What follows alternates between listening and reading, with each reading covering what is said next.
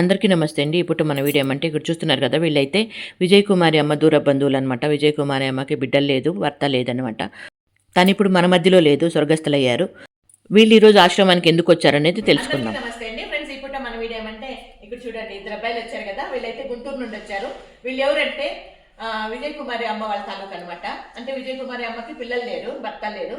కాకపోతే వీళ్ళు తనైతే తెలిసిన వాళ్ళు, తనైతే బంధువు అవుతారు, దూర బంధువు అవుతారు.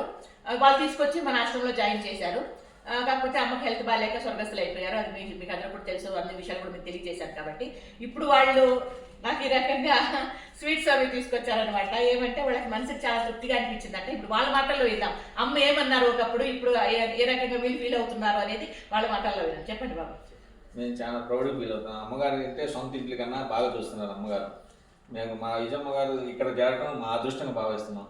ఆమె చేతులతో సర్వరత్నం మాకు కుదరకపోయినా కానీ అమ్మ కన్న తల్లి కన్నా ఎక్కువగా మమ్మల్ని చేరదీసి ఆ విజయమ్మ గారిని జాగ్రత్తగా సాగనంపారు.